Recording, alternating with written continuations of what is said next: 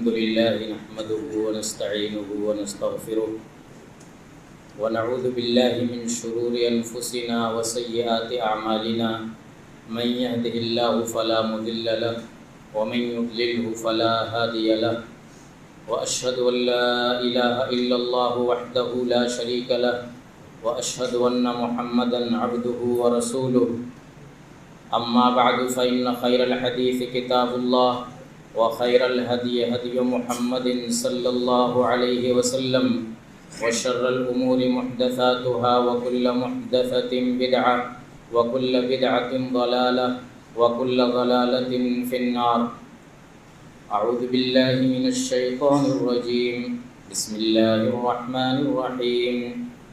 قاف والقرآن المجيد بل عجبوا أن جاءهم منذر منهم فقال الكافرون هذا شيء عجيب أإذا متنا وكنا ترابا ذلك رجع بعيد قد علمنا ما تنقص الأرض منهم وعندنا كتاب حفيظ بل كذبوا بالحق لما جاءهم فهم في أمر مريج أفلم ينظروا إلى السماء فوقهم كيف بنيناها وزيناها وما لها من فروج والأرض مددناها وألقينا فيها رواسي وأنبتنا فيها من كل زوج بهيج تبصرة وذكرى لكل عبد منيب ونزلنا من السماء ماء مباركا فأنبتنا به جنات وحب الحصيد والنخل باسقات لها طلع نضيد رزقا للعباد وأحيينا به بلدة ميتا كذلك الخروج كذبت قبلهم قوم نوح وأصحاب الرس وثمود وعاد وفرعون وإخوان لوط وأصحاب الأيكة وقوم تبع كل كذب الرسل فحق وعيد أفعينا بالخلق الأول بل هم في لبس من خلق جديد. حاضرین جمعہ، حق اور باطل کے درمیان مقابلہ آرائی بہت قدیم ہے، یہ کوئی نئی چیز نہیں ہے. باطل ہمیشہ حق کے خلاف سرگرم رہتا ہے. باطل کی سرگرمیوں میں سے ایک چیز یہ بھی ہے کہ ہمیشہ وہ اہل حق کے خلاف زبان درازی کرتا ہے، گستاخیاں کرتا ہے، خاص طور سے انبیاء اور رسل کے حق میں. وہ انبیاء اور رسل جو اللہ کے منتخب کردہ بندے ہوتے ہیں اور اللہ کا پیغام بندوں تک پہنچانے کے لیے اللہ تعالیٰ ان کو بھیجتا ہے، ان کے سلسلے میں گستاخیاں کرنا، ان کو برا بھلا کہنا، یہ ایک سلسلہ اس کا ہے. آج بھی وہ سلسلہ جاری اور ساری ہے. ہمارے نبی جناب محمد الرسول اللہ صلی اللہ علیہ وسلم کی شان میں گستاخی کرنے والے گستاخی کرتے رہتے ہیں. ہمارے ملک کے اندر بھی اور دنیا کے دوسرے علاقوں میں بھی. ایک مومن کا رد عمل کیا ہونا چاہیے ایسے موقع پر؟ عام طور سے یہ دیکھا جاتا ہے کہ ایسے مواقع پر بہت سارے لوگ، خاص طور سے نوجوان، جذبات میں آ کر کے اور مشتعل ہو کر کے ایسا کام اور ایسی حرکتیں کرتے ہیں جن سے نقصان زیادہ ہوتا ہے، فائدہ کم ہوتا ہے۔ سخت نعرے لگانا اور رد عمل میں ان کے مذہبی رہنماؤں کے ساتھ بھی گستاخی کرنا، نامناسب الفاظ کہنا، گالی گلوچ کرنا، اسی طریقے سے احتجاجات اور مظاہرے، یہ کوئی بہت غلط چیز نہیں تھی، لیکن جو اس کا انجام تھا یا جو ہم اپنے ملک میں دیکھ رہے ہیں موجودہ وقت میں کہ جس غلط انتہا کی طرف معاملہ پہنچ جاتا ہے کہ ان احتجاج کرنے والوں ہی کو مجرم بنا دیا جاتا ہے اور انہی کے ساتھ کارروائیاں کر دی جاتی۔ کچھ جوشیلے نوجوان گستاخی کرتے بھی ہیں، بسا اوقات غلط قسم کے نعرے لگا دیتے ہیں یا اینٹ پتھر کا بھی استعمال کر دیتے ہیں، اپنی نادانی کی وجہ سے قابو میں نہیں رہتے۔ ایسی صورتحال آپ کے سامنے ہے، آپ جانتے ہیں کہ کتنے نوجوانوں کی زندگیاں تباہ کر دی گئی، کتنے لوگوں کے گھروں کو مسمار کر دیا گیا صرف اسی جرم میں، جو جرم نہیں تھا بلکہ ایک جرم کا رد عمل تھا۔ ہمارا کام یہ ہے کہ ہم ہمیشہ نفع اور نقصان کو دونوں کو سامنے رکھیں، طریقے بدل سکتے ہیں۔ یہ سلسلہ آج ہمارے لیے مفید نہیں رہا تو دوسرے، یہ ذریعہ مفید نہیں رہا تو دوسرے بہت سارے ذرائع ہیں جو مفید ہیں، ان ذرائع کو اختیار کریں تاکہ جو ایسے سخت قسم کے نقصانات ہیں ان نقصانات سے ہم خود بچ سکیں اور اپنے لوگوں کو بچا سکیں۔ اس سلسلے میں دیکھیے، ہم قرآن سے رہنمائی لیتے ہیں۔ قرآن میں جگہ جگہ اللہ رب العالمین نے بتایا ہے کہ نبیوں کا استہزاء اور نبیوں کا مذاق اڑانا یہ کوئی نئی چیز نہیں۔ اللہ تعالیٰ اپنے نبی جناب محمد الرسول اللہ صلی اللہ علیہ وسلم کو مخاطب کر کے کہتا ہے وَلَقَدِ اسْتُهْزِئَ بِرُسُلٍ مِّن قَبْلِكَ، کئی جگہ یہ آتی کہ اے نبی آپ سے پہلے کے نبیوں کا بھی مذاق اڑایا گیا، آپ سے پہلے کے نبیوں کا بھی مذاق اڑایا جائے، یعنی آج آپ کا مذاق اڑایا جا رہا ہے تو یہ کوئی نئی چیز نہیں ہے، آپ سے پہلے انبیاء کا بھی مذاق اڑایا گیا۔ ایک جگہ فرمایا کہ وَإِذَا رَأَوْكَ إِن يَتَّخِذُونَكَ إِلَّا هُزُوًا أَهَٰذَا الَّذِي بَعَثَ اللَّهُ رَسُولًا، اے نبی یہ لوگ، یہ قریش کے لوگ، یہ مخالفین اسلام جب آپ کو دیکھتے ہیں تو آپ کا ٹھٹھا بناتے، مذاق اڑاتے اور کہتے کہ اچھا یہی ہیں جن کو اللہ نے رسول بنا کر کے بھیجا ہے۔ مذاق اڑانے کے انداز میں کہتے کہ أَهَٰذَا الَّذِي بَعَثَ اللَّهُ رَسُولًا، اللہ تعالیٰ کی طرف سے ایسے لوگوں کا محاسبہ بھی ہو جاتا ہے اور اللہ تعالیٰ ایسے لوگوں سے نپٹنے کا اس نے خود ذمہ لے رکھا۔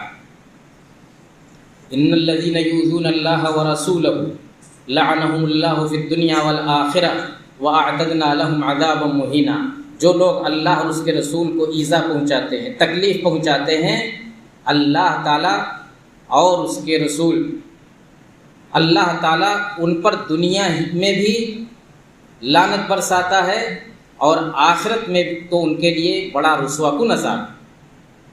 یہ اللہ تعالیٰ کا انتظام ہے کہ لعنہم اللہ فی الدنیا والآخرہ، اللہ تعالیٰ دنیا میں بھی ان پر پھٹکار کرتا ہے اور آخرت میں تو اس نے ان کے لیے عذاب مہینہ، بڑا رسوا کن عذاب تیار کر رکھا۔ یہ اللہ تعالیٰ کا انتظام ہے۔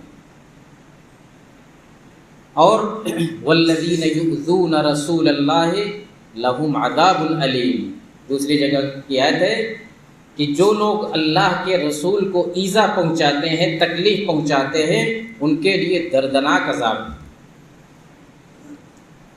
یہ اللہ تعالیٰ نے اس کا ذمہ لیا ہے۔ ایک جگہ فرمایا کہ فاصدع بما تؤمر واعرض عن المشرکین انا کفیناک المستہزئین۔ اے نبی، آپ کو جو حکم ملا ہے اس کی تبلیغ کیجیے، اس کو لوگوں تک کھلم کھلا پہنچائیے اور ان مشرکین سے منہ موڑ لیجیے، ان کی باتوں کا جواب نہ دیجیے۔ انا کفیناک المستہزئین، ہم آپ کے لیے کافی ہیں ان مذاق اڑانے والوں کے تعلق سے۔ یہ جو لوگ آپ کا مذاق اڑا رہے ہیں ان کو چھوڑ دیجیے، ہم کافی ہیں ان سے۔ اللہ تعالیٰ جب کہہ رہا ہے کہ ہم کافی ہیں ان کا محاسبہ کرنے کے لیے، تو اس سے بڑی بات کیا ہو سکتی؟ انا کفیناک المستہزئین الذین یجعلون مع اللہ الہا آخر فسوف یعلمون۔ وہ لوگ جو اللہ کے ساتھ دوسرے معبودوں کو بھی شریک ٹھہراتے ہیں، ان کو عنقریب پتہ چل جائے گا۔ پھر کہا کہ وَلَقَدْ نَعْلَمُ أَنَّكَ يَضِيقُ صَدْرُكَ بِمَا يَقُولُونَ۔ اے نبی، ہم اچھی طرح جانتے ہیں کہ آپ کا سینہ تنگ ہوتا ہے، آپ کو قلبی تکلیف ہوتی ہے ان کی باتوں پر، لیکن کرنا آپ کو کیا ہے؟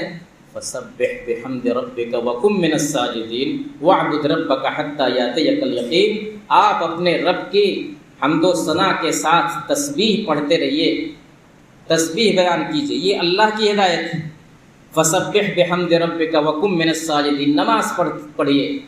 وَاعْبُدْ رَبَّكَ حَتَّىٰ يَأْتِيَكَ الْيَقِينُ، موت آنے تک اپنے رب کی عبادت میں لگے رہیے۔ تو ہمیں اس چیز پر ایمان رکھنا ہے، ہر چیز کا جواب سختی سے یا ہر چیز کا جواب دینا اور سخت جواب دینا یہ کوئی ضروری نہیں ہے، بلکہ ضروری ہے کہ ہم ادب و احترام کو اور دعوت کے اندر جو حکمت ہے اس کو ملحوظ رکھیں۔ جب اللہ تعالیٰ کہہ رہا ہے کہ انا کفیناک المستہزئین، تو پھر ہماری جو ذمہ داری ہے، جو اس سے پہلے بتایا کہ اللہ کا پیغام لوگوں تک پہنچاتے رہے، ہمیں اللہ تعالیٰ کا پیغام پہنچانا ہے۔ لَتُبْلَوُنَّ فِي أَمْوَالِكُمْ وَأَنفُسِكُمْ وَلَتَسْمَعُنَّ مِنَ الَّذِينَ أُوتُوا الْكِتَابَ مِنْ قَبْلِكُمْ وَمِنَ الَّذِينَ أَشْرَكُوا أَذًى كَثِيرًا وَإِن تَصْبِرُوا وَتَتَّقُوا فَإِنَّ ذَلِكَ مِنْ عَزْمِ الْأُمُورِ۔ اس آیت میں کہا گیا ہے کہ اہل کتاب کی طرف سے اور مشرکین کی طرف سے اے مومنو تمہیں بڑی تکلیف دہ باتیں سننی پڑیں گی، لیکن کرنا کیا ہے؟ وَإِن تَصْبِرُوا وَتَتَّقُوا، اگر تم صبر اختیار کر لے گئے، تقویٰ کی روش اختیار کر لے گئے، تو یہی بہت بڑی بات ہوگی تمہارے لیے۔ میرے بھائیوں، ہمارا کام یہ ہے کہ ہم اسلام کا تعارف دنیا کے سامنے، نبی کا تعارف مثبت انداز میں دوسروں تک یہ تعارف کرائیں، ان کو بتلائیں کہ ہمارا نبی کیسا ہے، اس کی زندگی کیسی ہے، تمہارے ہی لوگ ہمارے نبی کے بارے میں کیسی مثبت باتیں کہہ گئے ہیں، کتنی اچھی اچھی باتیں کہہ گئے۔ ایک بڑی تعداد غیر مسلموں کی بھی اور ہمارے برادران وطن کی بھی ایسی ہے جنہوں نے ہمارے نبی جناب محمد الرسول اللہ صلی اللہ علیہ وسلم کے بارے میں بڑی بہترین باتیں کہی ہیں۔ تو ایک وہ ہیں، ایک تم ہو۔ حقیقت دیکھو کہ ہمارے نبی ہیں کیا۔ بہت ساری جگہوں پر اشتعال دلانے کی لوگوں کو کوشش کی جاتی ہے، لیکن ہر اشتعال کے موقع پر ہم ڈنڈا لے کر کے پیچھے پڑیں گے تو اس سے کوئی فائدہ کے بجائے فائدہ نہیں زیادہ نکلتا جتنا کہ نقصان ہوتا ہے۔ اگر اس طرح کے موقع پر ہم اپنے نبی کا مثبت تعارف کرائیں، دیکھیے 9/11 کا حادثہ آپ جانتے ہیں، 11 ستمبر امریکہ کے اندر جو ہوا، جو مسلمانوں کو بدنام کرنے کے لیے کیا گیا تھا، مسلمانوں نے کیا نہیں تھا، لیکن خوب مسلمانوں کو بدنام کیا گیا کہ مسلمان دہشت گرد ہوتے ہیں اور ایسا کرتے ہیں ایسا کرتے ہیں۔ اس وقت پورے یورپ کے اندر، مغرب کے اندر لوگوں کے اندر یہ جاننے کی خواہش ہوئی کہ اسلام کون سا مذہب ہے جو لوگوں کو اس طرح کی حرکتوں پر ابھارتا ہے، دہشت گردی پر ابھارتا ہے۔ تو پورے پوری مغربی دنیا کے اندر لوگوں کو اسلام جاننے کی خواہش، تو انہوں نے قرآن کا مطالعہ کرنا شروع کیا، اور اس وقت کی جو رپورٹیں ہیں اس میں بتلایا گیا ہے کہ اس وقت مغربی دنیا کے اکثر شہروں میں کئی ہفتے تک سب سے زیادہ کتاب کی دکان پر سب سے زیادہ بکنے والی کتاب قرآن مجید تھی۔ انہوں نے قرآن کا مطالعہ کرنا شروع کیا کہ دیکھیں کہ یہ اسلام کون سا مذہب ہے کہ جو اپنے ماننے والوں کو ایسی غلط چیزوں پر ابھارتا ہے۔ جب انہوں نے قرآن کا مطالعہ کیا تو وہ دنگ رہ گئے، کہا کہ یہ تو بڑی بہترین کتاب ہے، اس میں تو خیر ہی خیر ہے۔ ان میں سے ایک بڑی تعداد نے میرے بھائیوں لا الہ الا اللہ محمد الرسول اللہ پڑھ لیا، مسلمان ہو گئے۔ تو ہمارا جو کام ہے وہ یہی، ایک مرتبہ ہالینڈ نامی ملک کے اندر فتنہ نام کی ایک فلم بنائی گئی۔ اب لفظ فتنہ ہی سے آپ سمجھ سکتے ہیں کہ اس فلم میں کیا رہا ہوگا، نبی کے خلاف، قرآن کے خلاف، اسلام کے خلاف بڑی سخت باتیں۔ وہاں کے مسلمانوں نے کوئی سخت رد عمل نہیں ظاہر کیا، بڑی حکمت سے کام کیا، اور وہاں کی دوسری برادریوں کو، دوسری کمیونٹی کے لوگوں کو بھی اپنے ساتھ لیا، اور اس طرح سے اس کا مثبت جواب دیا کہ سارے لوگ اس فلم ساز کے خلاف ہو گئے، اور پورے ہالینڈ کے لوگوں نے یا اکثریت نے اس کے خلاف آواز بلند کی، اور اس موقع پر بھی ایک بڑی تعداد اسلام کے اندر داخل ہوئی۔ تو ہمارے کرنے کا کام یہی ہے اس طرح کے موقع پر کہ ہم اسلام کا تعارف اور اسلام کی خوبیاں، اپنے نبی کا تعارف اور اپنے نبی کی خوبیاں لوگوں کے سامنے رکھیں۔ نہ جانے کس کو کب اللہ تعالیٰ ہدایت دے دے، کچھ کہا نہیں جا سکتا۔ ایک مرتبہ کسی امریکی پادری نے 11 ستمبر کے موقع پر اعلان کیا تھا کہ ہم 11 ستمبر جو 9/11 کی برسی ہوتی ہے، اس موقع پر ہم قرآن جلائیں گے، قرآن کے نسخے جلائیں گے۔ یہ بھی ایک اشتعال انگیز اعلان تھا۔ مسلمان بڑی آزمائش میں پڑے ہوئے تھے۔ اس موقع پر بھی لوگوں نے صرف ایک تنظیم نے، امریکہ کی ایک مسلم تنظیم نے اس موقع پر یہ اعلان کیا کہ ہم اس موقع پر 1,00,000 قرآن کے نسخے تقسیم کریں گے۔ دیکھیے یہ مثبت رد عمل ہے۔ 1,00,000 قرآن کے ترجمے ہم لوگوں میں تقسیم کریں گے۔ تم قرآن کا نسخہ جلاؤ گے، ہم قرآن کے نسخے لوگوں میں تقسیم کریں گے۔ یہی جواب ہے میرے بھائیوں۔ اللہ تعالیٰ اپنے نبی کو مخاطب کر کے کہہ رہا ہے فَبِمَا رَحْمَةٍ مِّنَ اللَّهِ لِنْتَ لَهُمْ وَلَوْ كُنْتَ فَظًّا غَلِيظَ الْقَلْبِ لَانفَضُّوا مِنْ حَوْلِكَ فَاعْفُ عَنْهُمْ وَاسْتَغْفِرْ لَهُمْ وَشَاوِرْهُمْ فِي الْأَمْرِ۔ کہ نبی یہ اللہ کی رحمت ہی ہے کہ آپ لوگوں کے لیے نرم بنے ہوئے ہیں۔ اگر آپ بھی سخت دل ہوتے اور آپ بھی اس طرح کی سختی کی باتیں کرتے تو لوگ کب کے آپ کے پاس سے نکل گئے ہوتے، آپ کو چھوڑ کر کے ہٹ گئے ہوتے۔ میرے بھائیوں، میں یہ نہیں کہتا کہ ہم ہاتھ پر ہاتھ دھرے یا خاموش رہیں، ہم مثبت رد عمل اپنا ظاہر کریں، قانونی جو چارہ جوئی ہو سکتی ہے اس کو کریں، جائز طریقے سے اپنا احتجاج درج کرائیں، ضرور کرائیں، لیکن نفع نقصان کو ہمیشہ سامنے رکھیں۔ اور دوسری بات کہ ہماری جو دعوتی ذمہ داری ہے اس ذمہ داری کو بطریق احسن ادا کرنے کی کوشش کریں۔ اللہ تعالی ہمیں اس کی توفیق عطا فرمائے، اور جتنے بھی جائز اور مثبت طریقے ہیں نبی کے دفاع کے، اسلام کے دفاع کے، ان طریقوں کو اپنانے کی توفیق عطا فرمائے۔ وآخر دعوانا ان الحمد للہ رب العالمین۔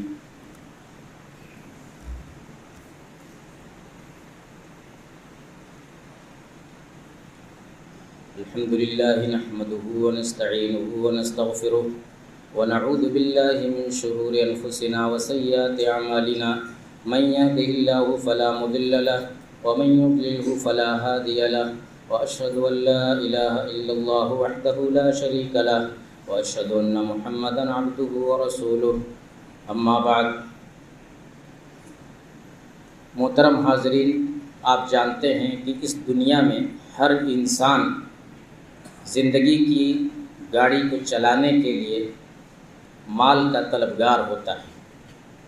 وہ مال حاصل کرنے کے لیے مختلف وسائل اور ذرائع اختیار کرتا ہے۔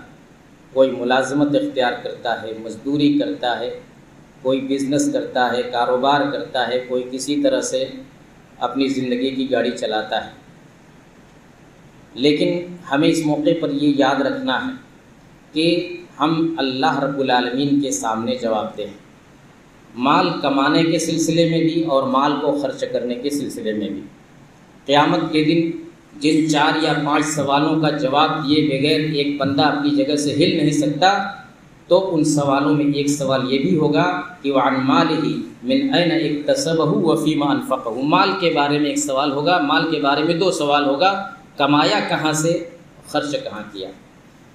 کمائی جائز ہونی چاہیے، صحیح طریقے سے کمائی ہونی چاہیے۔ آج دنیا میں کمانے کے بہت سارے ایسے طریقے رائج ہو گئے ہیں جن کے بارے میں بہت سارے لوگوں کو معلوم نہیں ہے کہ یہ کمائی کا یہ طریقہ صحیح نہیں ہے، بزنس کا یہ طریقہ صحیح نہیں ہے، تجارت کا یہ طریقہ صحیح نہیں ہے۔ تو ایک مومن کو محتاط ہونا چاہیے کہ جو کچھ وہ کرتا ہے وہ اسلام کی تعلیمات کو سامنے رکھ کر کے کرے۔ مال تھوڑا کمائے، زیادہ کمائے، لیکن کبھی غلط راستے سے نہ کمائے۔ اسلام کا نظام تجارت کیا ہے، اس تعلق سے آپ جانتے ہیں کہ آپ کی اسی مسجد میں پرسوں ایک پروگرام ہونے والا ہے۔ ہر شخص کی یہ ذمہ داری ہے کہ وہ اس سلسلے میں جانکاری حاصل کرنے کے لیے اس پروگرام میں شریک ہو کر کے وہ اس کی تربیت لے کہ ہمیں تجارت کے سلسلے میں کن اصول و ضوابط کی پابندی کرنی ہے اور کون سا طریقہ ہمارے لیے جائز ہے، کون سا طریقہ ہمارے لیے جائز نہیں ہے۔ یہ ایک بہت بڑی چیز ہے ہماری زندگی کے اندر، اور روزمرہ کی زندگی میں اس کا سامنا ہمیں کرنا پڑتا ہے۔ اس لیے اس کا علم ہر شخص کو ہونا چاہیے۔ اللہ تعالی ہمیں علم نافع حاصل کرنے کی توفیق عطا فرمائے۔ اللہم اعز الاسلام والمسلمین واخذل الکفرۃ والملاحدۃ والمبتدعۃ والمشرکین۔ اللہم الف بین قلوبنا واصلح ذات بیننا وانصرنا علی عدوک وعدونا۔ سبحان ربک رب العزۃ عما یصفون وسلام علی المرسلین والحمد للہ رب العالمین۔